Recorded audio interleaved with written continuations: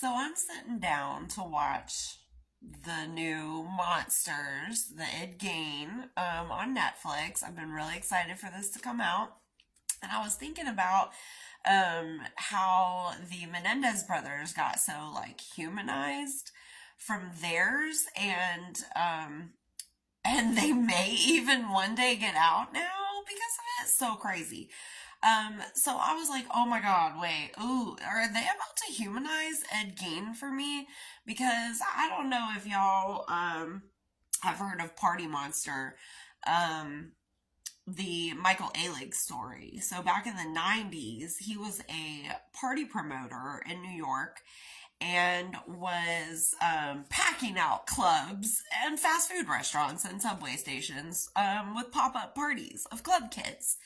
Well, drugs came into the story as they do, and a murder occurred, and Michael Ehrlich went to prison.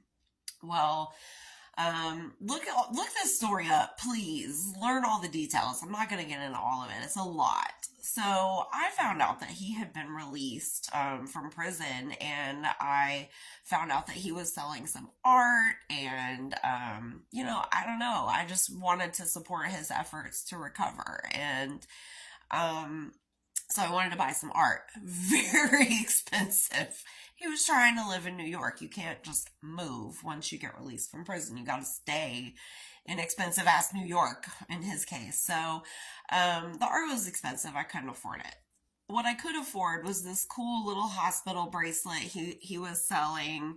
Um, and I wrote him a little personalized note, that I wished I could afford the art maybe one day. And so he sent me also a fridge magnet, well, a magnet, and this is one of his pieces. And his art still just really speaks to me. I love them. So I love these items. I'm grateful for them. And I'm grateful for the chance to get to know him a little bit virtually. We talked back and forth a little bit, and it was really, really cool. And then unfortunately, he passed away of an overdose in 2020, which, a lot of people, I think, that struggled with his variety of addictions, we probably lost a lot of them during that period. So it's very sad to me, but then I also read the book written by James St. James. I'm gonna plug it because I love the shit out of James St. James. Go find him on Instagram. He's very much active and will definitely engage with you. And Screamin' Rachel, a lot of these folks, they're very active online still. And DJ Kyoki, he's very active online. And I've chatted with all these people just out of interest, reached out to them, and their stories are incredible. And if you're looking for some humanity in humans, the club kids, they got it in spades. So here I go to watch the Ed Gein story. Yeah. Because if it's one thing I'm going to do in this world and in this life, I'm going to try to continue to humanize people, because in my lifetime, in my travels, in my adventures and misadventures, I've met many sorts. I almost said all sorts. But God, I pray that's never the case. I want to keep meeting sorts. Oh, I'm a terrible friend, James St. James. If you ever see this video, please forgive me.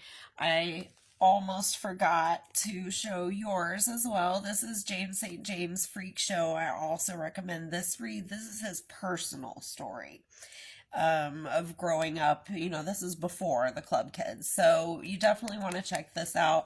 All of these folks that I've mentioned, these are all pillars of your queer history as well. So definitely find them on social media, like their content, subscribe to their content, and don't let these humans fade into the background either.